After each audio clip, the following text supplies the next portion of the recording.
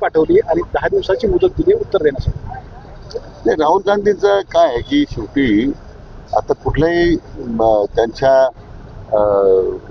त्यांना जे वैफल्य आलेलं आहे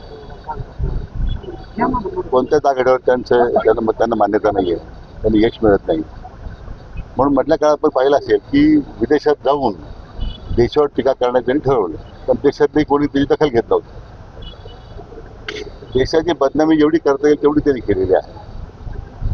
आता परदेशात पुन्हा लोक परदेशात जाऊन आता दखल घेत नाही, आता देशात येऊन आता टीका करायला लागलेली आहे.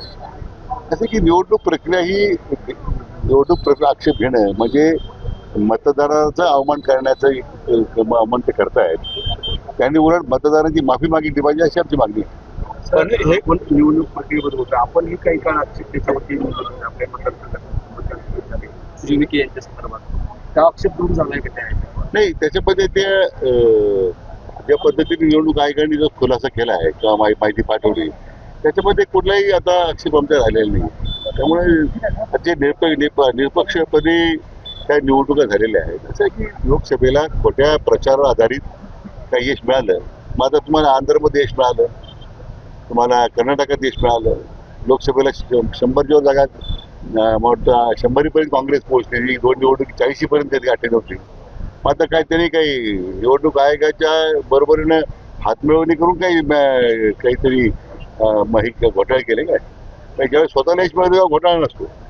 असे विश्वनेता आदरणीय नरेंद्र मोदीजींच्या नेतृत्वावर संपूर्ण जगामध्ये आज त्यांच्या बद्दलचा एक शिक्कामोर्तब झालेला आहे विश्वनेता म्हणून.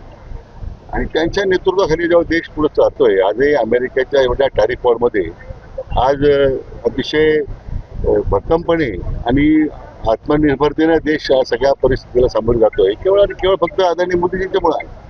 आणि त्यामुळे मला वाटतं काहीतरी कारणं सांगून लोकांचं या म्हणणार यशाबद्दलचं विचलित करणं हा तर राहुल गांधींची फॅशन झालेली आहे. सर, राहुल गांधीच नाही तर शरद पवार जे असतील किंवा अनेक ज्येष्ठ नेते याच्यामध्ये आंदोलनात सहभागी आहेत, की आंदोलन करण्याची ज्येष्ठ नेत्यांना वेळ येते. असे ज्येष्ठ नेत्यांची ज्येष्ठता त्यांनी सोडून दिलेली आहे पहिला मुद्दा.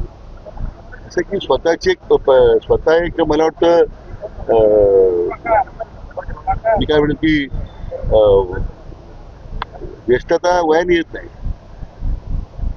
निवडणुकीच्या मध्ये ज्या माल प्रॅक्टिसेस करण्याचे जे आरोप शरद पवार करतायत, मला वाटतं ज्यावेळी मतपेट्यांचं काम राज्यामध्ये होत होतं, किती मोठ्या प्रमाणात धांदली पवारांनी केली स्वतः, किती मतदारसंघातली निवडणूक त्यांनी या पद्धतीने फिरवले की जर मला तुम्ही माहिती विचारली स्वतंत्र म्हणून तुम्ही सांगेल. तर त्यांना दिल्लीत 2 लोक भेटले होते, मलाही लोक भेटले काही की पवारांनी आमची 91ची निवडणूक आमच्या वडिलांची झाली लोकसभेची, तर कशा पद्धतीने मतपेट्यांमध्ये धांदली त्यांनी घडून आणली, त्यासाठी कुठं मतपेट्या ह्या तयार होतात, कसे त्यावेळी मतपत्रिका होत्या कशा बदलल्या जायच्या, किती अधिकाऱ्यांना त्या मोबदल्यात चांगल्या पदावर त्यांनी नेमलं बक्षिसी म्हणून, मुख्यमंत्री होते राज्याचे त्या काळात. हे सगळे इतिहास आहे.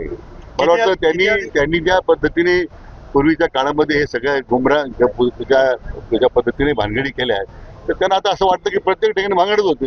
पण पवारांचं सगळी वाटतं हे भांगडी नाही आहे ना, वेगळं काय त्यामध्ये.